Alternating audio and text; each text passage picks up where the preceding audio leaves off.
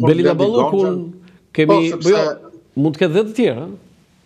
Dëgjoj, çështja e kandidimit për Bashkinë e Tiranës, aq më tepër në rrethanat e Partisë Socialiste, që ka një rezultat në Tiranë të 11 majit dhe e ka të sigurt fitoren me këtë diferencë që ka me opozitën, kthehet gjithmonë në një sfidë atje brenda emrave të PS-s, por ki parasysh që Bashkia e Tiranës gjithmonë i besohet si tradit personit të dytë më të fuqishëm politik brenda partisë, dhe gjithmonë i dyti lufton, i dyti dhe i treti luftojnë për këtë post, kandidojnë për kandidat, me arsye timin se Bashkia e Tiranës ka një pushtet shumë të madh më pas, qoftë ndoshta përfitime monetare, apo edhe duke qenë prezent si i unik në skenën politike dhe në media përmes investimeve edhe punëve publike. Pastaj varet se sa Rama do t'ja besoj të dytit Bashkinë e Tiranës me qëllimi që ta fuqizojë deri në atë mas sa që ta shoh si pasardhës. Unë s'besoj se Rama po kërkon pasardhës dhe do pasardhës paracaktuar, sepse ja u thash në fillim që Rama ka synim jo vetëm të fuzë vendin BE, po ta udhëheq Shqipërinë brenda BE-s, kështu që Rama beson se do rigjatë si kryeministër dhe për këtë arsye nuk ka nevojë për një pasardhës që ta fuqizojë përmes Bashkisë Tiranës. Tani, Rama ka thënë që unë e vrava babajin tim politik, Fatos Nanon, po me Erion Velin sipas teje, do të thonë i bie që ati i mbyll karriera, Edi Rama ka vrarë dhe djalin, ka vrarë dhe babajin dhe djalin? Duhet bijem dakord një herë nëse Erion Velia e ka arrestuar Edi Rama apo drejtësia e pavarur që dalim konkluzionin. Unë pyetjen e bëra politikisht, kjo është pyetja jote, s'është pyetja ime. Unë nuk i shoh të lidhura të dyja bashkë. Unë di që Rama kur vrau baban ju desh 8 vjet që tu pajtonte me baban politik, ndërsa kur vrau djalin, siç thatë ju, djalin e mori mbrojtje që ditën e parë, ai sa e çoi Partinë Socialiste në konflikt me ndërkombëtarët edhe me SPAK-un edhe që mbrojti ditën e parë Ardit, po atë që bëri pak më vonë, sidomos me deputetin e Rogozhinës, ishte Xhafaj. Etien Xhafaj, pra, ishte një sulm i fortë. Jo, Rama mendoj se kishte monopolizuar debatin publik për Erion Velia në radhë parë, dhe së dyti ka kërkuar maturi nga socialistët, edhe të njihen edhe me dosjen hetimore, po edhe me proceset Ti Ardit, jo vetëm që qenë socialist, po ti qenë edhe edramist? Jo, nuk e cilësoj vetëm fare, unë aq sa kam shkruar unë kundër qeverisë, kundër Edi Ramës edhe kundër vijës politike që ndjek Partia Socialiste, nuk besoj se ka arritur të artikuloj ndonjë opozitar përveç Sali Berishës që mban rekord për akuza. Unë jam i ndërgjegjshëm për realitetin, pra kemi një mazhorancë me 250.000 vota para një opozite në regres. Okej, do të pyes aty mos kalojmë përsëritje. Ardit, për ta mbyllur këtë të Erion Velia, ti mendon që Erion Velia ka mbyllur karrierën politike? Unë mendoj që karriera politike e Erion Veliait varet nga dëshira e tij për të viju rreth parë nga procesi gjyqësor. Por nëse merr një pafajësi nga gjithë ky proces gjyqësor ndaj tij, besoj se do rikthehet fuqishëm Partinë Socialiste, do mirëpritet në Partinë Socialiste nga Rama i pari dhe nga të tjerë cilët kanë besuar te pafajësia e tij. Në të kundërt, nëse merr një dënim, do mund të ketë edhe patin e Semir Tahirit në fund ditës, që mbetet një qytetar i respektuar në punët e tij dhe që ka zgjedhur të mos përfshihet më në politik, edhe për shkak dënimit që ka, po ndoshta edhe për shkak zhgënjimit që ka pësuar si nga të vetët, ashtu edhe nga drejtësia. I lutem regjia fotografinë e qeverisë, kthehemi edhe një herë te qeveria se na hape më shumë folra se ç'e prisja unë. E ndjek, e shikon, besoj, qeverinë? Jo, nuk kam pamje, por e kam parasysh kabinetin. Nuk ta ndjek në telefon. Tani, unë dua që për secilin nga emrat e antarëve të kabinetit të thuash një fjali, që do jetë, s'do jetë. Belinda Balluku. Po. Do jetë. Zëvendës kryeministër. Po, do jetë. Igli Hasani. Po, besoj se po. Se unë i kam pak larg tani me thënë drejtën. Në mos gaboj, kemi ministrin e financave? Po, Petrit Malaj. Do jetë? Besoj se nuk do t'jetë. Nuk do jetë. Ministri Brendshëm? Petrit Malaj. Ervin Hoxha? Nuk do t'jetë. Jo, nuk besoj se do t'jetë. Ju është dhënë mandati i deputetit, besoj se do t'i besohet roli i deputetit që dhe ata vetë të fuqizohen në kuadrin politik, pra jo. Më falë, mbas Igli Hasanit kishim ministrin e mbrojtjes, Piro Vengu. Po, besoj se ministri mbrojtjes mund vijoj, sepse edhe Vengu bën pjesë tek ai grupi që ne tham pra tek ato teknokratët, menaxherët e zot dikasterave. E thatë për ministrin e financave, ministri i drejtësisë, pra Ulzimanja? Nuk besoj se do të vijoj, nuk besoj. Ka qëndruar shumë gjatë, ka bërë punë shumë të mirë, por besoj se e listova më parë arsyet pse mund të lëviz ministri i drejtësisë. Ministri i arsimit do Gerda Manasiliu? Besoj se mund t'i jepet një post tjetër brenda qeverisë, po jo në krye të arsimit. Se ju thatë vetëm zonjën Balluku dhe zotin Gonxhe për kandidat, po mund t'jetë o Gerda Manasiliu kandidate për kryetare e Bashkisë Tiranës? Edhe mund t'jetë për aq kohë pra sa nuk ka ato akuzat që ja u thash më parë, pra është një figurë e pasulmueshme politikisht, nuk është akuzuar nga opozita ndonjëherë as për korrupsion, as nuk ka gjë në dorë që të ushtrojë korrupsion me atë dikasterin që ka. Kështu që mbetet një figurë, si të thuash, e pranueshme për publikun edhe për socialistët. Ministria e Shëndetësisë? Besoj se do ndryshoj. Zonja Koqiu, do ndryshoj? Po. Blendi Gonxhe, Ministri i Ekonomisë dhe Kulturës dhe Inovacionit? Mund të ketë një dikaster të ri që mund t'i besohet. Sepse ajo është superministri. Nuk është ambienti fare ambienti i Ministrisë Kulturës edhe i Ekonomisë, nuk është fare një ambient për zotin Gonxhe edhe nuk përputhet gjithkundi, me thënë drejtën. Mirela Kumbaro, Ministre e Turizmit dhe Mjedisit? Besoj se do lëviz, pavarësisht se Rama i ka besuar shumë mandate si ministre, pra shumë vite si ministre, besoj se ka ardhur momenti që të... Anila Dena ju e thatë, Ministre e Bujqësisë? Po, mund të lëviz, besoj. Ministre e Shtetit për sipërmarrjen? Që është?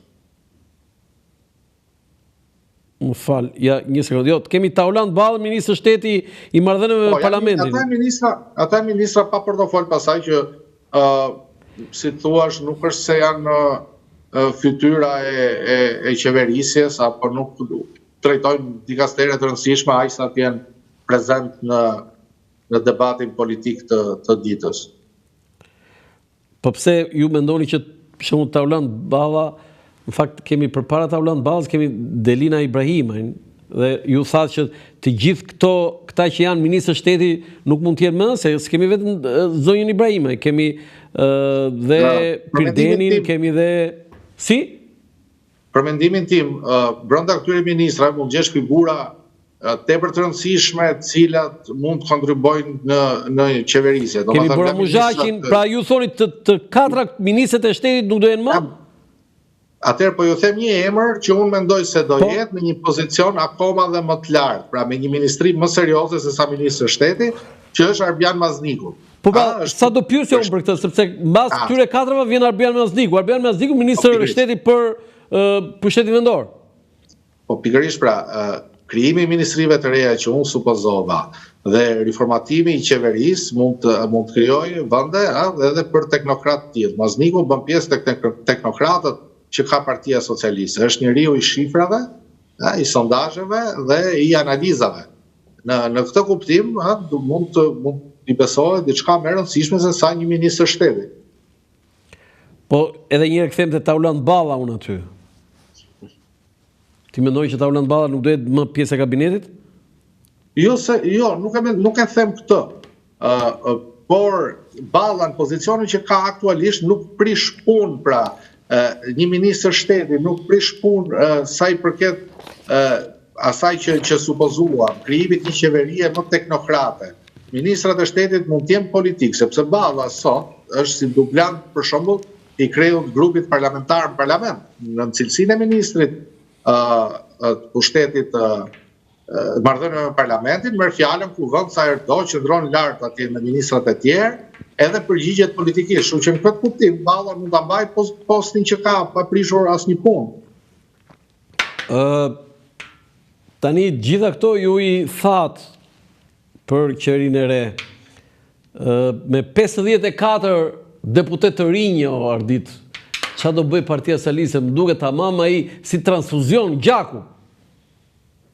Dakor, pyetja është dhe pyetja tjetër, çfarë do bëj Partia Demokratike me 50 deputet vjetër? Jo, s'kam vajtur unë me TPD-ja, pra ta bëj unë pyetjen. Këtu se e mbyllim PS-n me 54 deputet të rinj nga 83. Domethënë është shumë pak se numri atyre që kanë ikur është shumë i madh.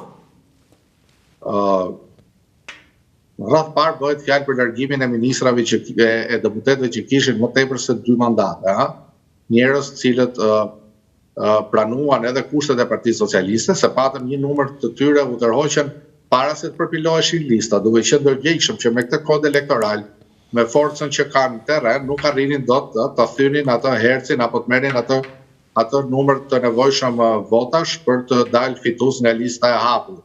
Kështu që ndërgjegjësimi i socialistëve në këtë pjesë mund të merret si dobësi, edhe ardhja e të rive nuk mund të merret, ky transfuzion i gjakut që thoni ju, nuk mund të merret si një dobësi edhe si një dëmtim i Partisë Socialiste, sepse çfarë ka ndodhur? 54 emrat e rinj që ne diskutojmë, në 83, Partia Socialiste është kujdesur të nxjerrë nga akademia politike që ka organizuar ndër vite, pra janë produkt politik i PS-s, janë njerëz të edukuar në shkollën politike që organizon Partia Socialiste, dhe sigurisht më pas janë paraqitur publikut si të rinj me ambicie dhe të vlerësuar në disa procese, përveç akademisë politike, ka qenë ajo fushata deputeti që dua, edhe kështu me radhë. Dhe kjo në thelb është më e ndershme se primaret e Berishës, dhe është më efektive, sepse dua ta shpjegoj me pak fjalë. Partitë janë të ndërgjegjshme se çfarë ka nevojë parlamenti. Kryetari i partisë e di se si duhet ta ketë grupin parlamentar. Nuk mund t'ja besoj votës së primareve për shembull, edhe të thotë që çfarë bëj unë tani, mua këto më zgjodhen qytetarët, pavarësisht se janë pa shkollë, pa formim apo pa kontribute. Çfarë duhet të them me këtë? Parti serioze bën një analizë dhe thonë: unë grupin parlamentar dua kaq përqind mjek, kaq përqind jurist, kaq përqind bujq ose agronom. Partia Demokratike nuk e ka bërë këtë. Ja besoj primareve dhe pati një listë. Ja, se do të pyes për Partinë Demokratike. Nëse do besojmë ke lista. Partia Socialiste e bëri këtë analizë dhe këta emra që kanë dalë pikërisht mbi bazën e disa kritereve. Tani vim te Partia Demokratike, Ardit, te ajo që ti ke më shumë qef për të folur, dhe si një kritik kështu endless. Po pra, endless, pa fund. Unë në radhë parë duhet pyes, çfarë parashikon ti se, kritika, çfarë parashikon për Partinë Demokratike? Në ç'kuptim, në fatin e saj, në pas zgjedhjeve. Po sigurisht prap, kishe ndonjë parashikim për ndonjë gjë tjetër ti? Jo, sepse nuk mendoj që do të ketë një ndryshim Partinë Demokratike, nuk shoh zëra kundër brenda Partisë Demokratike. Ato zëra që kanë guxuar tek tuk me statuse në Facebook apo me gjysmë deklarata nëpër media janë periferik, janë pa mandate apo pa kontribute. E ke fjalën për Myslim Urrizin, Dashur Suli që është aktual po s'do jetë? Po qoftë Myslim Urrizin, për shembull, po edhe Adriana Kalaj, Liriana Kuçana, Ulon Kalaja, që janë këta që kanë nxjerrë dhe pretendime në SPAK, domethënë në KQZ apo në KAS për tjetërsimin e votave. Nuk e kanë atë forcën sa që të ngrejnë frym brenda Partisë Demokratike. Ne Partinë Demokratike kemi kritikuar pikërisht për hartimin e listave, për mungesën e frymës, për premtime të boshe dhe domethënë nuk mund të vinë të ngrejnë frym disa njerëz pa kënaqur pikërisht pse nuk morën mandatin. Unë besoj se shtatori mund të prodhoj debat brendshëm Partinë Demokratike, po jo për rezultatin e 11 majit, se sa luftë e brendshme për kreun e grupit parlamentar dhe për funksionar tjerë. Kush do jetë kreu i grupit parlamentar? Nga gjithë panorama që ne shohim, do jetë Flamur Noka. Kryetari i grupit? Po, nga gjithë po sekretari i përgjithshëm? Nuk besoj se është me rëndësi janë me rëndësi sekretarët e Partisë Demokratike. Po, ndoshta Berisha i plotson atë ëndrrën Kolliçit dhe e bën sekretar përgjithshëm, meqense herën e parë humbi përballë Flamur Nokës dhe shpërthoi unë akuza ndaj tij, mbase përpiqet të kënaq me këto postet periferike që funditës nuk kanë ndonjë pushtet kret. Po mirë, po Gazmend Bardhi çfarë do bëhet? Gazmend Bardhi është përblyer për shërbimin që i bëri Berishës, për duke i çuar deputetët e grupit parlamentar tek Berisha, duke e mbështetur Berishën nga... Ishin dele ata dhe i mori ai i çoi atje? Ka një rëndësi të veçantë kryetari i grupit parlamentar, jo për faktin se arrit t'i bind, por mos harrojmë që Bardhi ishte shërptor i Lulzim Bashës. Edhe në këtë kuptim ishte njeriu që i vetmi që e dinte planin e Bashës, ndoshta dhe në vijim, nëse Basha do qëndronte në grup parlamentar, do krijonte parti të re, do kishte ambicie serioze për të vijuar luftën politike, kishte mbështetje konkrete nga jashtë apo nga brenda. Kështu që Bardhi mund të luajë atë rolin që u ka thënë tjerëve, Basha nuk e ka më këtë ambicie, kështu që o burra shkojmë te Berisha, kush të kapi, kush të shpërblehet për këtë bashkim. Ardit, kam një pyetje të tillë që jo vetëm ju, unë po themi shumica e një përfaqësuesve të medias që bëjnë kritika për Partinë Demokratike, Berisha, okej, dakord. Po tani përveç Berishës nuk ka aty përgjegjësi Gazmend Bardhi dhe të tjerë aty që kanë humbur drejtues qarqesh në mënyrë të turpshme? Përgjësia, unë nuk jam i parimit që përgjësia është personale, përgjësia është politike, është komplet e gjithë strukturave të partisë. Ne e kritikojmë Berishën kryesisht duke patur parasysh rolin autoritar të partisë, rolin autoritar që ka ai brenda partisë dhe duke marrë parasysh që asgjë nuk lëviz pa Berishën edhe pa miratimin e Berishës. Tani, nëse ne do faqësojmë të deleguarit në përqargje, komisarët e Berishës, rreth parë duhet kuptojmë që i ka emëruar Berisha ata, dhe së dyti duhet kuptojmë që Berisha është paralajmëruar dhe ka ditur shumë mirë se kë po çon në përqargje, në krye të PD-s në qargje. Ka qenë i paralajmëruar jo vetëm nga ne kritikët, më aq sa kemi patur mundësi na dëgjoj dhe të flasim, po edhe nga vetë baza. Lëvizja dhe cirku që bëri Berisha duke marrë Gazmend Bardhi nga Elbasani, duke çuar në Fier, nuk mund të akuzojmë Gazmend Bardhin, se Gazmend Bardhi nuk u hodh si diversant atje me parashut edhe tha unë do rri këtu. E mori Berisha e transferoi. Arsyet i din ata vetë më pas. A mund të jetë Gazmend Bardhi një nga ata që mund dal kundër zotit Berisha, pra që do kërkojë largimin e zotit Berisha sekretar? Bën sens që mund të dalë, por besoj që dhe Bardhi... Se ishin çike çuditshme ajo që tha Luan Baçi kundër Gazmend Bardhit, dëgjoj, Luan Baçi rrezikonte mandatin e tij në kuptimin e kësaj. Unë kam qenë ndjenit konfliktit që ka pasur me Bardhin që para se të dini listat. Vetë Luan Baçi nuk e ka ditur që do jetë në listë në mbyllur të Fierit. Edhe gjithë inati që ka patur me Gazmend Bardhin ose gjithë ajo hatërvetja ka qenë që pse të vish ti që çfarë s'ke thënë për Berishën, që e ke akuzuar Berishën vrasësin e Gërdecit, të vish edhe të vesh në krye të listës Fierit, ndërkohë që ne tjerët nuk jemi as pak sigur. Ta fajsosh Bardhin më pas për rezultatin e Fierit, kjo është pak e tepër. Sepse askush nuk ka pritur nga Gazmend Bardhi se mund të përmbysë rezultatin. Po çfarë thua Gazmend Bardhi pa votuar me ndryshime statutore bë kryetari i grupit parlamentar dhe në kryetari i partisë më. Ai s'është votuar më. Është kryetari i grupit parlamentar për arsyet që ne i tham, për shkak të marrëveshjeve që ka bërë me Berishën. Po mirë, po. Edhe për shkak të shërbimeve që ka bërë Berishës. Formalisht edhe mund të votojmë në PD, po pa votuar? Gazmend Bardhit mund t'i kërkosh llogari, unë nuk më mbështes, si thuash, rezultatin, apo nuk edhe unë vetë nuk besoj se Partia Demokratike mund të merrte një rezultat më të keq. Ka marrë një rezultat sikur s'ka bërë fushat fare. Pra, sikur janë ata qytetarë që e dinë që ekziston, kanë hedhë votën atje dhe kaq. Por përgjegjësi për rezultatin nuk mund t'i kërkosh në tjerë. Fieri është përdorur për ta djegur Gazmend Bardhin, për ta djegur pikërisht edhe si kryetar të grupit parlamentar shtator. Se mund t'i kërkonin llogari Gazmend Bardhit po ta çonin në Tropoj, po ta çonin në Shkodër, edhe të kishte një rezultat të një përmbysje rezultatit të thellë. Në Fier ai është dërguar qëllimisht për këtë punë, sepse edhe brenda partisë, pra do ketë koka turku, ndoshta jo me pasoja shumë të mëdha, sepse mandatin s'mund t'ia marrin tani Gazmend Bardhit, po sigurisht që nga funksionet e tjera do privohet kandidoj apo të jetë më në krye.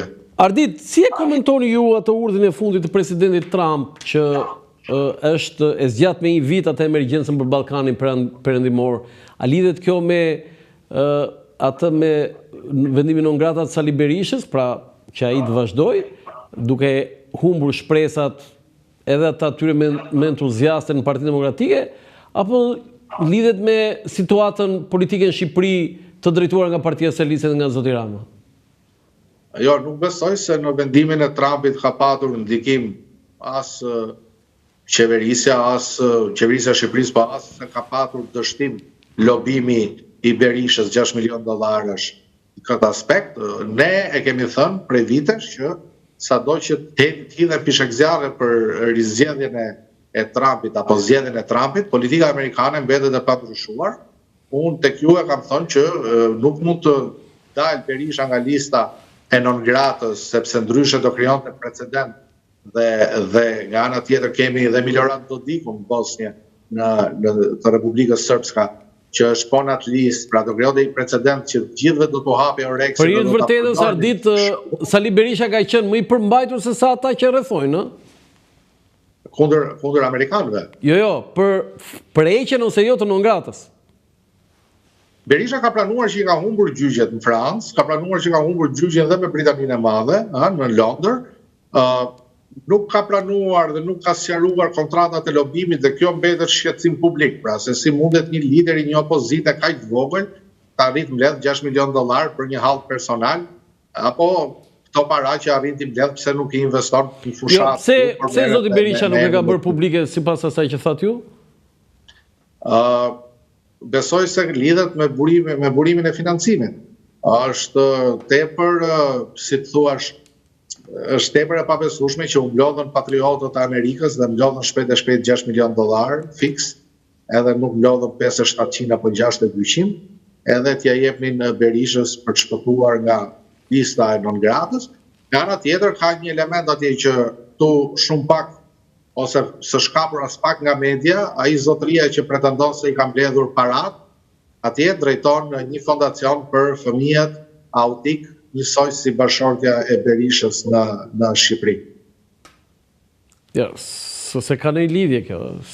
Ka lidhje sepse sigurisht që mund të mbledhur fonde në emër të kësaj, të kauzës për bashkët, midis 2 institucioneve, apo mund të bërë transferta parash nga Shqipëria drejt SBA-s pikërisht midis 2 institucioneve, kështu që bën sens nga njëra anë. Nga ana tjetër bën akoma dhe më shumë sens po të kemi mundësi investigimi që mund të kenë pasur dhe projektet përbashkëta më para dhe legjitime, nuk po them që të palishme, por mund të kenë pasur bashkëpunime dhe kjo tregon pastaj lidhjen dhe nuk tregon që nuk është rastësi që u çuan bijtë e Amerikës. Ardit, ke pritshmëri ti vet nga rinumërimi, do të nuk është se po ndodh wow aty, po gjithsesi ka lëvizje nga kutia në kuti? Pritshmëri për ndryshim mandatesh jo. Besoj se do kthehet do i shërbej vetëm retorikës politike. Mazhoranca do e përdori për ta përqeshur opozitën, duke qenë se po shohim se shumicën e votave të padrejta i ka patur Partia Demokratike. Unë personalisht jam i ndërgjegjshëm që aty bëhet fjalë për fletë pavlefshme, nuk bëhet fjalë as për trenin bullgar që thot Berisha, sikurse nuk besoj që edhe vetë Berisha ka arritur të vjedh vota, apo kandidatët e Partisë Demokratike, A është krim zgjedhor Ardit kur në kuti janë një apo çfarë rëndësie ka, po sikur dhe një flet pa vull? Jo detyrimisht, e parashikon ligji ndjenin time që këto bëjnë pjesë të gabimet njerëzore, jo gabimet pse ndodh ky gabim njerëzor në Shqipëri më Ardit? Tani, ki parasysh që qendrat e votimit në Shqipëri, edhe në Tiranë, po ta marrim konkretisht, nuk janë si tek lagja juaj dhe tek lagja ime, që është një shkollë e bukur atje me 40 njerëz që vinë vërdall, me ca komisionerë të kuruar, edhe të veshur, edhe të trajnuar. Ka qendër votimi Tirana edhe këtu në Pazar të Ri apo te Bryli, ka qendër votimi dhe në Shëngjej dhe në Qafmoll, ku janë 7 votues gjithsej, dhe një komision me 4 veta në një kasolle të braktisur. Kështu që në këtë kuptim nuk fajson dot një komisioner të një fshati shumë të thellë, sepse në 500 vota ose në 10 vota mungon një vull me një flet. Nuk besoj se ka patur tre bulgar, nuk besoj se ka patur vullnet nga ana e demokratëve, se s'kam patur mundësi të atjetërsojnë votën dhe të socialistëve, hiqa Murrizit, jepja Dogjanit, por sigurisht që në raste sporadike nuk ka patur dhe marrëveshje mes komisionerëve.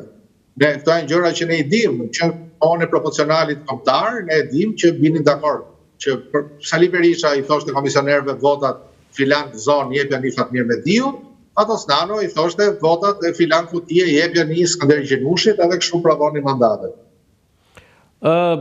Okej, bëm dhe analizën për Partinë Demokratike, po Ardit, për ta mbyllur, për të pasur një lloj finale të kësaj bisede, ti e parashikon që shtatori të jetë i nxehtë i politikës shqiptare apo të bien bateritë e këtyre, po themi, ankesave e denoncimeve që bën Partia Demokratike deri në Bruksel? Jo, nuk pres në një shtator të nxehtë, sepse Partia Demokratike po e konsumon ata arsenalin e akuzave që ka, edhe atyre materialeve që pretendon se denoncon atë farsën zgjedhore, dhe kemi parë që nuk ka asgjë serioze në ato videot apo në ato fotografit, aq sa të ngrehet opinioni publik pesh edhe të thotë po s'ka bërë këtu. Nga ana tjetër nuk është në dorën Ardit, do të kërkoj ndjes për ndërprerje publicitare dhe sepse është më mirë ta finalizojmë duke mbyllur. Publicitet kthehemi sërish për të bërë një përmbyllje të gjithë asaj që folëm me Ardit Radën. Një falënderim për institucionin monetar Manigrama Kinvest që mbështet emisionin Dekalog këtu në Dritare TV me sloganin e njohur, transfero shpejt, gjithmonë shpejt, kudo dhe kurdo. Akinvest, institucioni i pagesave për shërbimin Manigram, risjell shorteun për klientët e tij. Klient të dashur, çdo tërheqje apo dërgesë që do të kryeni nga data 14 prill deri më 14 korrik, pra nga 14 prilli deri më 14 korrik, me shërbimin Manigram në çdo zyrë dhe agjent Akinvest do t'ju mundsoj të bëheni automatikisht pjesëmarrës së shorteut që do të zhvillohet në Edila Shqiptare në Televizionin Klan më datën 20 korrik 2025. Pra, në Edila Shqiptare në Televizionin Klan më 20 korrik 2025. Sa më shumë transferta me Manigram, aq më shumë merrni pjesë në shorte. Për çdo një transfer ju do të kualifikoheni me një si pjesëmarrës në shorteun, nga i cili do të ketë 6 fitues me një çmim 50.000 lekë të rinj, pra 6 fitues me një çmim 50.000 lekë të rinj, sapo të kryeni transfertin e tretë ju kualifikoni dhe si pjesëmarrës në shorteun, nga i cili do të ketë 7 fitues me një çmim 100.000 lekë të rinj, pra 7 fitues me një çmim 100.000 lekë të rinj. Përdorni pra Manigram dhe fitoni. Faleminderit edhe një herë Manigrama Kinvest, institucionit monetar që mbështet emisionin Dekalog këtu në Dritare TV.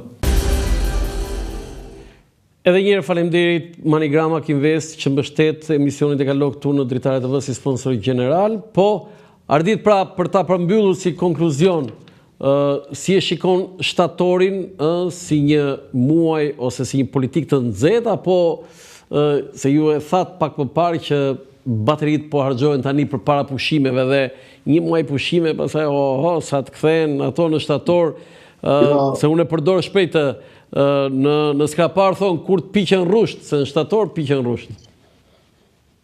Po, jo vetëm kaq, jo vetëm se opozita po e teston duke i bërë ato denoncimet e saj dhe nuk po ngre ndonjë frym apo nuk po nxeh as pak debatin politik, por nga ana tjetër do kemi disa emra të ri në parlament, cilët nuk do jenë taft për debat politik edhe për përplasje si që jemi mësuar ne të shohim.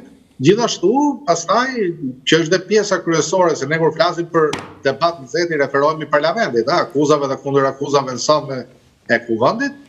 Gjithashtu, roli kryesor pastaj e ka sërish Rama. Nëse Rama do të ketë dëshirë të përfshihet në debat me opozitën, apo do vazhdoj të injoroj, si që ka bërë këto, të paktën mandatin e fundit, ku as vetë nuk merr pjesë në parlament, dhe jo vetëm që nuk merr pjesë në parlament, po porosit edhe të tjerë që të mos përfshihen në debate specifike.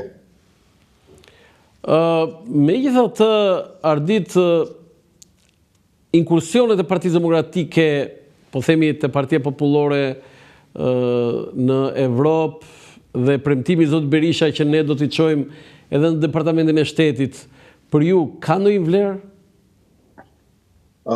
Berisha ka dërguar në Departamentin e Shtetit një letër më parë, Partia Demokratike ka dërguar letrën në Departamentin e Shtetit edhe për çështjen e pajisjes Berishës me vizë, dhe Berisha bënte sikur nuk ishte ndjeni dhe e kishte bërë, po tentonte partia t'ia bënte dhuratë vizën amerikane. Sigurisht që nuk kanë vlerë këto ankimimet, sepse është vetë Parlamenti Evropian edhe figurat kyçe të Brukselit dhe Strasburgut që rekomandojnë që debatin e brendshëm neve ta konsumojmë me njëri tjetrin dhe të mos e çojmë në kancelarit e botës. Dhe jo, debati i brendshëm bëhet fjalë për zgjedhjet e kam fjalën unë, sepse në shtator pritet dhe raporti përfundimtar, a? Dakor, për zgjedhjet, por vetë europianët në takimet që kanë zhvilluar si me Berishën në Bruksel, si me pjesë tjetë me deputet të të dy palëve, janë shprehur konkretisht që debatin e brendshëm nuk duhet ta dërgojnë në Bruksel, sepse vendi ndodhet para një procesi shumë të rëndësishëm, i cili mund të përdoret nga ndonjë euroskeptik në vijim. Po ta shohësh sot në Parlamentin Evropian, Berisha ka vetë aleat publik, ka Fredi Beleri. Edhe Beleri gjithashtu përse merret me gjithë procesin e zgjedhjeve, më tepër se sa sulmon drejtësinë për shkak të situatës që ka patur ai vetë me drejtësinë në Shqipëri. Besoj se çdo tentativë njollos vendin, sepse ne dimë që nuk mund shkosh me retorikën dhe me gjuhën e shturur që përdor në Tiranë, nuk mund shkosh kurse në kancelaritë europiane dhe të flasësh nga. Si e parashikon ti, dhe së fundi, si e parashikon ti raportin final të OSBE-Odirit për zgjedhjet e 11 majit? Besoj se nuk do ndryshoj as pak nga raportet e mëparshme. Domethënë, ato problematika që thotë OSBE-ja ne jemi vetë dëshmitar. Përdorimi i administratës në zgjedhje, përdorimi i burimeve apo i logjistikës që vjen nga administrata publike, probleme me komisionerët, probleme me vëzhguesët, intimidimet. Gjitha këto do jenë pjesë e raportit, kjo është e padiskutueshme. Problemi është që për përmirësimin e raportit ose për përmirësimin e klimës zgjedhore, këtë nuk mund ta bëjë OSBE-ja. Ne i dimë kritikat, janë të vlefshme ato që thotë OSBE-ja, me ato pak vëzhgues që ka patur në terren, por duhet vullneti politik që ta ndryshojë. Dhe për ta ndryshuar këtë përmes kodit me një kod zgjedhor, me ligje, me rregulla, duhet të rreth parë të jetë dëshira e opozitës, investimi e opozitës, sepse qeveria në fundit është komode për aq kohë sa zgjedhjeve mandatet nuk ndryshojnë pavarësisht këtyre problemeve. Kështu që unë do uroja që vetë Partia Demokratike të ndërgjegjësohet deri në shtator, kërkoj një ndryshim kodit, të sjellë një kod, propozoj një kod më realist, që të japi mundësi përfaqësimi më tepër qytetarëve, sepse dhe kjo që ndodhi nuk është e drejtë fund ditës, ne gjithë kemi bërë aq matematikë sa ta kuptojmë që 70.000 vota aprovojnë një mandat në Shqipëri, 20.000 vota aprovojnë 2 mandate, 13.000 vota aprovojnë 3 mandate, edhe ne të bëjmë sikur është normale e gjitha kjo, sepse shqiptarja si ata që jetojnë në Konispol, si ata që jetojnë në Tiranë, si ata që jetojnë në Shkodër, kështu që nuk mund të thuash pse s'jeni mbledhur gjithë bashkë ju në një qytet që të zgjidhni. Ardit, të falenderoj për këtë bisedë që ishte shtëruese në të gjitha aspektet. Faleminderit juve. Sukses në punën tuaj. Të nderuar teleshikues, ky është emisioni im për sot nga Urdhra Lançafoku. Mirupafshim.